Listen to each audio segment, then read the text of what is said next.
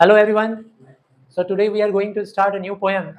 West Bengal Board, class 11, Bengal Sellers. Bengal Sellers, this is a nominal compound made of two nouns. The first noun is Bengal and the other is sellers.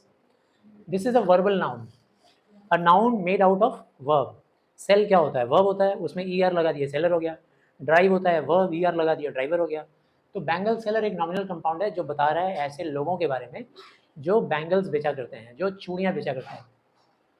So Bengal Seller, this poem of Sarojini Naidu was first published in 1912. It was published in 1912, the time when India's freedom struggle was at peak.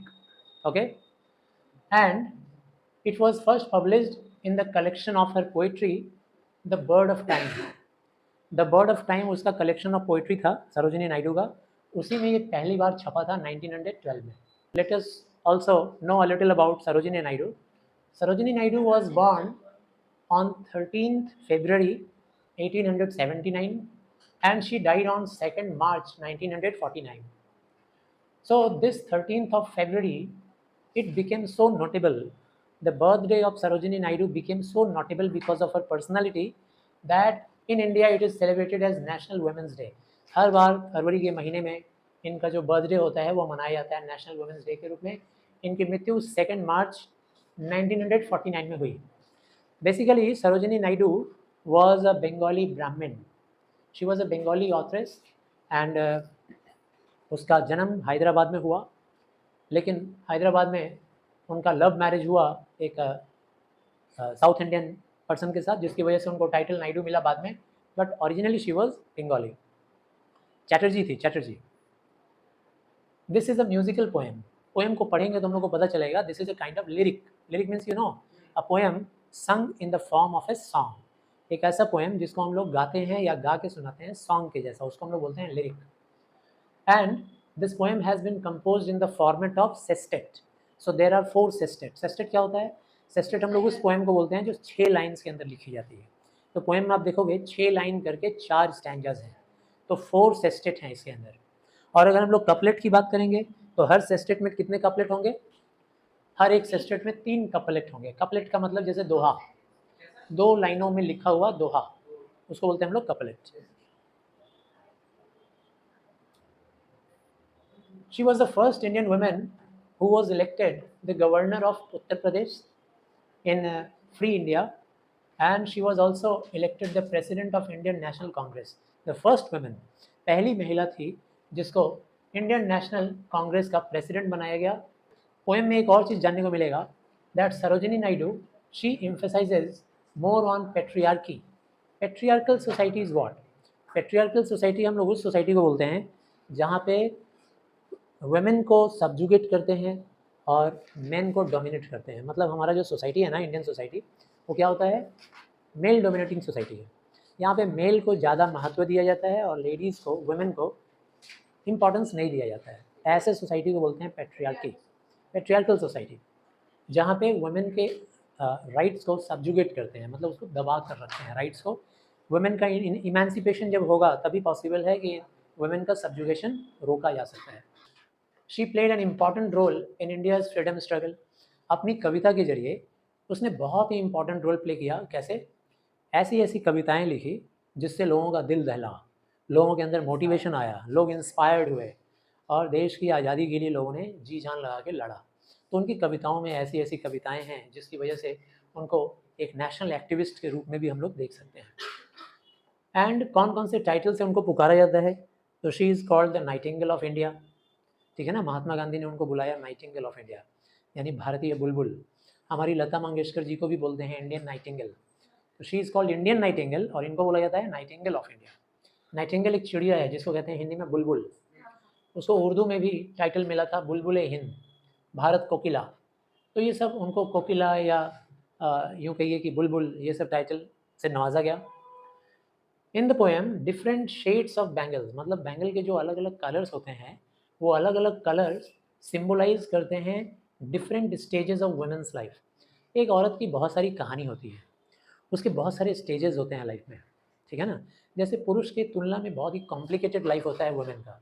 ठीक, अभी आप लोग student हैं, that time is very soon it is coming up to you. तो आप लोग देखोगे कि how that life changes from one stage to another. पुरुषों में कम है, पुरुषों में भाई जैसे हम अपने घर में रहते थे वैसे ही आज भी रहते हैं, वैसे ही आगे भी रहेंगे। लड़कियों में ऐसा नहीं है। भाई लड़की जहाँ जन्म लेती है वो एक भ्रम में रहती है, इल्यूजन में कि ये मेरा घर है। एक्चुअली उसका घर होता नहीं है। उसका कोई भाई होता है तो उसके भाई का घर होता है वो, ठीक है ना। और उसको क्या करना पड़ता है, शादी हो जाती है, फिर दूसरे के घर जाती है, वहाँ भी दूसरे के घर में रह रही है, हस्बैंड का घर, वहाँ भी उसको इक्वल राइट नहीं मिलता है। तो इसीलिए बोला गया है कि वुमेन का सब्जुगेशन होता है हमारी इंडियन सोसाइटी में। अभी देखते हैं जो डिफरेंट शेड्स ऑफ बैंगल्स है वो कैसे अलग अलग स्टेजेस को रिप्रेजेंट कर रहा है, वो हम लोग अब देखने जा रहे हैं। चलिए लाइन बाय लाइन एक्सप्लेन करते हैं। Bangle sellers are we who bear our shining loads to the temple fair. So bangle sellers are supposed to sell their bangles near some marketplace, or maybe near a temple. जहाँ पे मंदिर है या जहाँ भीड़ भाड़ वाला इलाका होता है, जहाँ बाजार होता है, वहाँ पे बैंगल सेलर्स अपना पोस्ट लेके खड़े रहते हैं। उनका एक बड़ा सा बांस का बना हुआ, बैम्बू का बना हुआ एक पोस्ट होता है, खंबा होता है। उस खंबे में बहुत सारे रैक्स लगा देते हैं वो लोग, और उन रैक्स में बहुत सारी चूड़ियाँ झूल रही होती हैं, लटक रही होती हैं, और वो लोग पोल्स को लेके घूम रहे होते हैं मेले में। और जिस किसी भी महिला को पसंद आता है बैंगल, जो कोई भी शेड्स, खड़ी होकर खरीदती है। यहाँ पे बोलने वाला बोल रहा है bangle sellers are we are the bangle sellers and we are carrying with us, we bear means we carry our shining loads means what, वजनदार, वो चूड़ियाँ वजनदार है, बहुत सारी चूड़ियाँ हैं, लाल हैं, पीली हैं, हरी हैं, पर्पल हैं, येलो है, गोल्डन है, अलग अलग शेड्स की चूड़ियों को काफ़ी वजन है, सब कांच की बनी हुई हैं तो काफ़ी वजन है। इसीलिए बोलता है कि we carry our shining loads. Shining means चमकदार, चमक रही है ना, कांच की बनी है तो चमक रही है, because of the reflection of the sunlight. It is the morning time. So we are carrying our shining loads to the temple fair. And where we are selling our bangles? In the temple fair. Who will buy this delicate bright? कौन खरीदेगा ये delicate bright? Delicate means what? Soft. जो थोड़ा सा चोट लगने से टूट जाए, ठीक है ना, उसको बोलते हैं delicate, काफ़ी soft. Who will buy these delicate, bright rainbow tinted circles of light? So this is the question made by the bangle sellers. Who is coming ahead? कौन आ रहा है, बहन जी, दीदी जी आइए, ओ आंटी जी, कोई आइए खरीदिए इसे। Who will buy this delicate bright? कौन खरीदेगा इसे, इतने प्यारे प्यारे मासूम से दिखने वाले डेलिकेट और ब्राइट चमकदार चूड़ियों को कौन खरीदेगा। These bangles are rainbow tinted. देखिए यहाँ मैंने वर्ड नोट दिया है, rainbow tinted means what? Vibrant color. These colors are vibrant, rainbow tinted. Vibrant means what? Full of life. If you wear these bangles, you will feel a living person. Your life will be full of vibrance. तुम्हारा जीवन vibrant हो जाएगा. So rainbow tinted means what? Vibrant color. All these shades of bangles are vibrant. इनको पहनने से ही तुमको लगेगा कि तुम्हारे अंदर जान आ गई, तुम खुश हो गए, तुम्हारे अंदर हैप्पीनेस आ गया। तो who will bear these delicate bright rainbow tinted circles of light? Circles of light means bangles कैसे होते हैं, सर्कल जैसे गोल होते हैं, सर्कल मतलब गोल। तो circles of light means what, इनके ऊपर सनलाइट पड़ रहा है, रिफ्लेक्ट कर रहा है, तो they are full of light and they are in circular form, तो these are the circles of light. lustrous tokens of radiant lives. Token means what? Token means symbol. Lustrous tokens of radiant lives. So lustrous means what? Shining, once again. And tokens means what? Symbol. So this is a symbol, and this symbol is shining. Lustrous token means shining symbol, shining token of what? Of radiant lives. मतलब जो भी इन bangles को पहनेगा उनकी lives कैसी हो जाएगी? Vibrant. उनकी लाइफ में जोश भर जाएगा, उनकी ज़िंदगी में आनंद आ जाएगा, उनकी लाइफ में खुशियाँ आ जाएंगी। इन खुशियाँ और आनंद और जोश को क्या बोला गया है? Vibrant, vibrant lifes. For happy daughters and happy wifes. Daughters and wives, they have been described as happy. Now this happiness varies from person to person. Daughter पे अलग happiness है और wives पे अलग happiness है. These bangles suggest that those unmarried girls, those daughters who will wear these bangles, जो लोग ऐसे bangles को पहनेंगी, they will be happy for what? Because they are desirous to get married. अब वो बड़ी हो गई हैं, they are of marriageable age. और वो लोग इसलिए खुश हैं क्योंकि इन चूड़ियों से उनके मन में अरमान जग रहे हैं कि बहुत जल्दी मेरी भी शादी होगी। उस समय की बात है जिस समय में लड़कियों का मोटिव और पर्पस एक ही होता था, शादी। उनका मकसद एक ही था, जैसे ही बच्ची 12-13 साल की होगी उसको शादी करा दो, 14-15-16 में अपने चली जाएगी ससुराल, और उसके बाद घर की ज़िंदगी, ज़ेवर, गहने, पति, सास, ससुर, ये उसकी दुनिया होती थी। बच्चों को पालना, देखना, यही दुनिया, और उसके बाद फिर बेचारी का अर्ली डेथ भी हो जाता था, ठीक है ना? तो इसीलिए उस ज़माने के हिसाब से लिखा गया है। आज की ज़िंदगी में लड़कियां नहीं सोचती हैं शादी, आज सोचती हैं करियर। हमको भी लड़कों के बराबर रहना है, हमको भी पैसा चाहिए। अपन को पैसा मांगता है, ठीक है ना? शादी वादी नहीं मांगता है, आदमी नहीं चाहिए, क्या चाहिए? पैसा चाहिए, पैसा, ये होता है। तो for happy daughters and happy wifes, तो डॉटर्स के लिए हैप्पीनेस क्या है कि अब उनकी शादी होगी। और वाइफ्स हैप्पी क्यों हैं? वाइफ्स इसलिए हैप्पी हैं because they are contented, they are satisfied. भाई औरतों, वो उन औरतों का जिनका शादी हो गया है, वो लोग कंटेंटेड है, हैप्पी हैं। भाई हमको बहुत बढ़िया लाइफ चल रहा है, ठीक है ना? बाल बच्चों में, पति, सास, ससुर, इसी में दुनिया में मैं उलझी हुई हूँ, बहुत अच्छा लग रहा है, बहुत बहुत बढ़िया एक्सपीरियंस है, अच्छा घर मिला है। तो ये जो चूड़ियाँ हैं, अलग अलग चूड़ियाँ अलग अलग स्टेजेस ऑफ लाइफ को सिम्बलाइज कर रहा है। Some are meet for a maiden's rest, some are means some bangles are, meet means what? Meet का मतलब होता है suitable. Some bangles are suitable for what? For whom? For a maiden's rest. Maiden का मतलब होता है unmarried girl, मतलब वो लड़कियां जिनकी अभी शादी नहीं हुई है। तो जिनकी शादी नहीं हुई है उनके रीस्ट के लिए, उनकी कलाई के लिए कौन सी चूड़ियाँ अच्छी रहेंगी? कुछ चूड़ियाँ silver and blue as the mountain mist, जिसका कलर कैसा होना चाहिए? कैसा है? सिल्वर है, ब्लू है, एज माउंटेन मीस्ट। इमेजिन करो कि माउंटेन पे विंटर सीजन में जब मीस्ट आता है ना, कुहासा, तो जब माउंटेन पे कुहासा आता है तो वो जो कुहासा होता है, फॉग, वो उसका शेड कैसा होता है? थोड़ा सिल्वरी होता है, थोड़ा ब्लूइश होता है, सिल्वर एंड ब्लूइश। तो उसके साथ मैच किया गया है क्योंकि जो अनमैरिड लड़कियां हैं उनकी नाजुक कलाइयाँ, उसके अंदर जो नसें दिखती हैं, वेन्स दिखती हैं, वो नाजुक होती हैं। तो वो वेन्स कैसी दिख रही होती हैं? हल्की ब्लूइश ब्लूइश दिख रही होती हैं। तो उनकी कलाइयाँ कैसी होती हैं? बिल्कुल माउंटेन मीस्ट की तरह से, थोड़ा वाइट, थोड़ा ब्लूइश। तो उनके लिए ये मैचिंग करेगा। Some are flushed like the birds that dream, कुछ चूड़ियाँ तो ऐसी हैं जो फ्लज्ड हैं, फ्लज्ड मतलब रेड। तो कुछ चूड़ियाँ फ्लज्ड हैं, रेड हैं, like the birds that dream. कुछ चूड़ियाँ लाल लाल हैं या फिर हल्की पिंक कलर की हैं। ये हल्का पिंक और हल्का रेड किसके साथ मैच करता है? द बर्ड्स दैट ड्रीम, उन कलियों से मैच करता है जो कलियाँ अभी फूल नहीं बनी हैं, फूल बनने की सपने देख रही हैं। कौन ज़्यादा ब्यूटीफुल होता है, बर्ड्स या फ्लावर्स? फ्लावर्स, है ना? बर्ड्स को वेट होता है, कलियों को वेट होता है कि एक दिन हम फूल बनेंगे, एक दिन हम ग्लोरी में आएंगे, अपने शान में आएंगे, हम एकदम खिल जाएंगे, खूबसूरत दिखेंगे, ठीक है ना?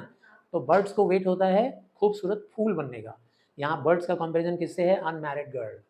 उन अनमैरिड गर्ल को एक दिन सपना होता है कि हम भी, हमारी शादी हो जाएगी, हमारा बाल बच्चा होगा, हमारा परिवार होगा, हमारा सपना होगा, और हम भी एक फूल की तरह खूबसूरत सज जाएंगे, संवर जाएंगे, सुंदर दिखेंगे। तो some are flushed like the birds that dream on the tranquil brow of a woodland stream. यहाँ वुडलैंड स्ट्रीम किसको बोला गया है? अब यहाँ पे वुडलैंड स्ट्रीम को पेरेंट्स के रूप में एक्सप्रेस किया गया है। पेरेंट्स के रूप में कैसे? जैसे पेरेंट्स जो होते हैं ना अनमैरिड गर्ल के, जब उनकी बेटी मैरिजेबल एज में आ जाती है तो पेरेंट्स के जो ब्रो होते हैं वो ट्रैंक्विलिटी से टेंशन में चेंज हो जाते हैं, मतलब उनको, वो लोग टेंस रहते हैं। यहाँ ब्रो का मतलब क्या है? आईब्रोज। आईब्रोज सिकुड़ा हुआ रहता है, चिंता में रहता है कि अब मेरी बेटी बड़ी हो गई और उसकी शादी होनी है, और बेटी का भी सपना होता है कि मेरी शादी हो जाए। तो यहाँ पे जो वुडलैंड स्ट्रीम है उसको पेरेंटल फॉर्मेट में एक्सप्रेस किया गया, उनको पेरेंट्स के रूप में दिखलाया गया है। वुडलैंड मतलब क्या? जंगल। और वुडलैंड स्ट्रीम का मतलब हरी भरी हरियाली वाला जंगल, उसके बीच में कोई स्ट्रीम हो, ठीक है ना? तो ये जो होता है सस्टेनर होता है, जंगल सस्टेनर है, स्ट्रीम सस्टेनर है, नेचर सस्टेनर है। नेचर सस्टेन करता है किसको? एज ए पेरेंट ये सस्टेन करता है बर्ड्स को। जैसे पेरेंट्स सस्टेन करते हैं अपनी बेटी को, बचपन से बड़ा करते हैं और उसके बाद उसके शादी की चिंता करते हैं ब्रोज के ज़रिए, यहाँ लिखा हुआ है ब्रो, वैसे ही नेचर भी सस्टेनर होता है, वो पेरेंट की तरह होता है। वो बचपन से नरिश कर रहा होता है कलियों को, और एक समय ऐसा आता है कि वो सोचता है कि अब ये कलियाँ क्या बनने वाली हैं? फूल, ठीक है ना? तो आई गेस समझा पाया मैं. Some are flushed like the birds that dream on the tranquil brow. Tranquil means peaceful. Peaceful तरीके से पेरेंट्स चाहते हैं कि उनकी बेटी की शादी हो जाए. बिल्कुल वैसे ही पीसफुल तरीके से नेचर भी चाहता है कि हर एक कली हेल्दी और हैप्पी फ्लावर बन जाए, खूबसूरत फूल बन जाए. वुडलैंड स्ट्रीम में, वुडलैंड स्ट्रीम नेचर के रूप में एक्सप्रेस किया गया है. Some are aglow. कुछ चूड़ियाँ एग्लो मीन्स ग्लो कर रही होती हैं, चमक रही होती हैं, उनके अंदर बहुत ही चमक होती है, ग्लिटरिंग कर रही होती हैं. With the Bloom that cleaves. ठीक है ना. कुछ चूड़ियाँ कैसी दिखती हैं? ब्लूम की तरह. ब्लूमिंग फ्लावर या ब्लूमिंग लीव्स आपने देखा है? कभी पीपल का लीव्स देखे होंगे जो एकदम नया नया ब्लूम कर रहा होता है. बहुत ही पैरोट ग्रीन कलर का सॉफ्ट ग्रीन होता है, बहुत ही प्यारा सा नाजुक सा ग्रीन होता है, जैसे ये फरहान का बॉटल है, इस टाइप का ग्रीन. एक ग्रीन होता है ब्लैकिश ब्लैकिश, वो ग्रीन नहीं. ठीक है ना. जैसे ग्रीन कैसा ग्रीन? एकदम सॉफ्ट टेंडर ग्रीन. उसी को यहाँ बोला गया है bloom that cleaves. Cleaves means what? ये रहा देखिए. क्लीव्स का मीनिंग क्या होता है? Stick closely to. तो जैसे ब्लूमिंग लीव्स, कुछ कुछ पत्तियाँ होती हैं, वो किस पे चिपकी रहती हैं भाई? ट्विग्स पे चिपकी रहती हैं, टहनियों पे, ब्रांचेस पे चिपकी रहती हैं, क्लोजली चिपकी रहती हैं, बहुत ही मासूम सी पैरोट ग्रीन पत्तियाँ. To the limpid glory of new born leaves. Limpid glory means pure glory, clear glory. Limpid का मतलब होता है क्लियर, लिम्पिड मीन्स प्योर, और ग्लोरी मतलब शान, है ना. तो उन पत्तियों का शान किस में होता है? अपने पैरोट ग्रीन सॉफ्ट, वो मासूम सा जो ग्रीन कलर होता है उसमें उनकी ग्लोरी होती है पत्तियों की. New born leaves. New born leaves का जो कलर होता है मैं तभी से बता रहा हूँ. एक ब्लैकिश ग्रीन, वो कौन सा ग्रीन होगा? जो एडल्ट ग्रीन है, जो पत्ती एडल्ट हो गया है, बूढ़ा होने जा रहा है, सूखने जा रहा है, वो अलग टाइप का ग्रीन होता है. थोड़ा उसमें डार्कनेस आ जाता है, कालापन आ जाता है ग्रीन में. और जो नया नया पैदा होता है बहुत ही सॉफ्ट. तो ये जो सॉफ्ट ग्रीन कलर है ये भी सिम्बोलाइज कर रहा है किसको? मेडन लड़कियों के चूड़ियों को. तो मेडन लड़कियों की चूड़ियाँ कौन कौन से कलर की हो गई? सिल्वर ब्लू, ये माउंटेन मिस्ट के जैसा हो गया. रेड किसके जैसा हो गया? वो फ्लश्ड बर्ड्स, जिसका जिसका सस्टेनर नेचर होता है, और नेचर इंतजार कर रहा होता है कि ये ब्यूटीफुल फ्लावर में आ जाए. और ग्रीन कलर किसको सिम्बलाइज कर रहा है? New new born leaves, new born leaves को. तो आई गेस समझ में आया. Some are like fields of sunlit corn. अब वुमेन का अब वुमेन का दूसरा स्टेज आ गया. अभी हम लोगों ने देखा अनमैरिड गर्ल का, आप जैसी लड़कियों का, अनमैरिड गर्ल. अब किसका देखने वाले हैं? Like fields of sunlit corn. अब हम देखने वाले हैं कॉर्न के कलर की चूड़ियाँ.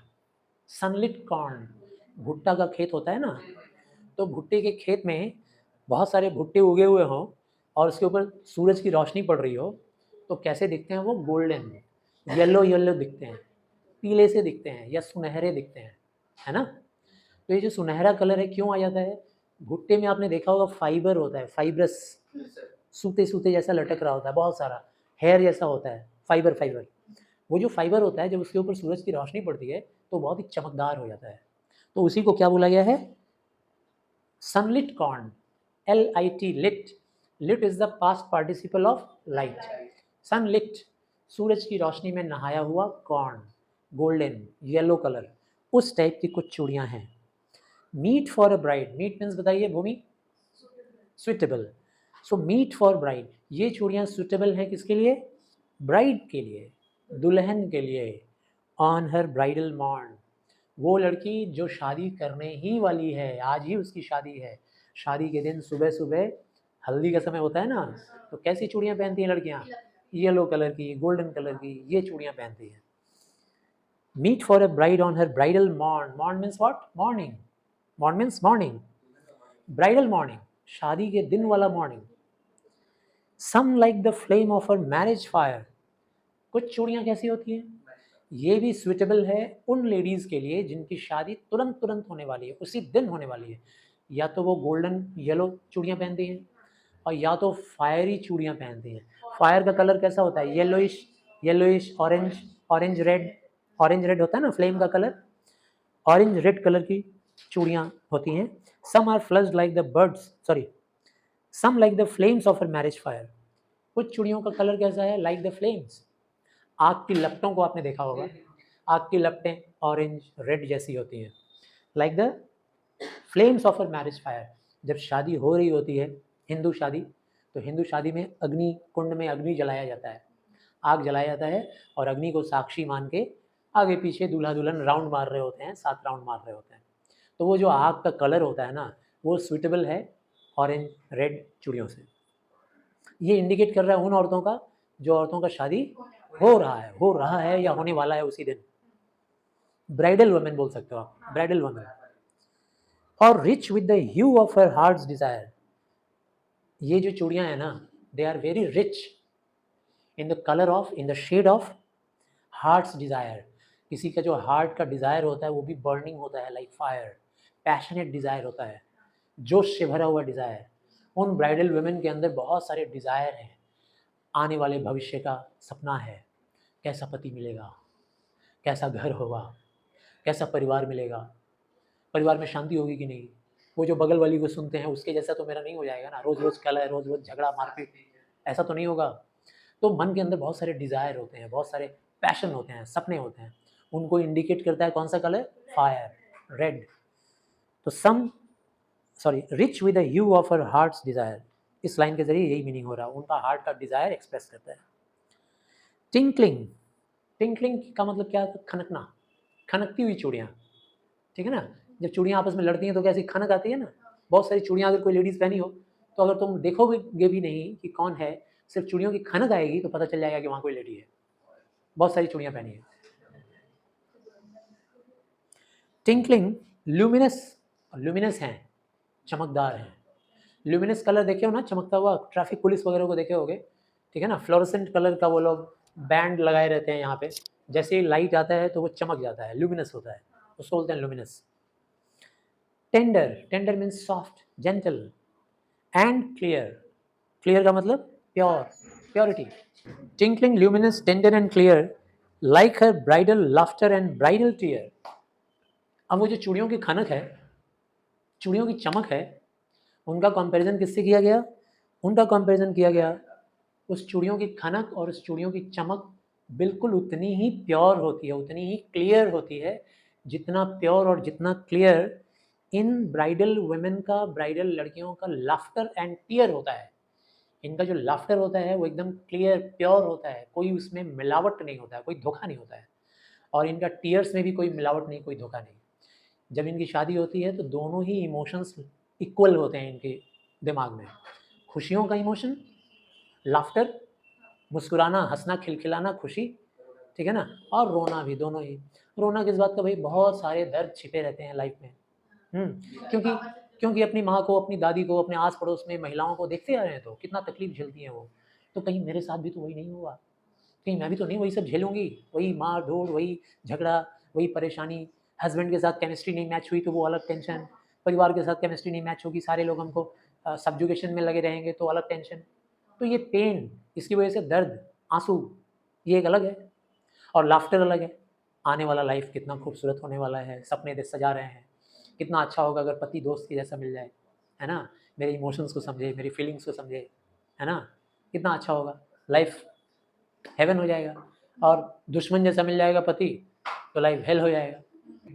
केमिस्ट्री मैच होनी चाहिए, ठीक है ना, सिर्फ शक्ल सूरत नहीं देखना चाहिए, मैच, मैचिंग, मैचिंग, सोच का matching. Some are purple and gold flecked grey, कुछ चूड़ियाँ पर्पल होती हैं, गोल्ड फ्लेक्ड होती हैं, कुछ चूड़ियों में गोल्ड स्पॉट्स, गोल्ड स्पॉटेड, जहाँ तहाँ गोल्ड का स्पॉट्स नजर आता है उनके ऊपर। And grey, gold flecked grey, grey चूड़ियों पे गोल्ड का spots. For she who has journeyed through life midway, ये उन लेडीज के लिए है, फॉर शी, ये उन महिलाओं के लिए है ये चूड़ी का कलर जो लाइफ में बहुत लंबा जर्नी कर चुकी हैं। Who has journeyed through life Midway, बहुत लंबी जर्नी करके लाइफ के मिडवे में आ गई हैं। मिडवे किसको बोलते हैं भाई, मिडवे का मतलब हिंदी में कहते हैं अधेड़ उम्र, middle aged women. Middle aged women का मतलब हो गया 40 से 50, 60, इस तरह की महिलाएं जो लाइफ का मिड वे में आ चुकी हैं, मिडिल एज में आ गई हैं।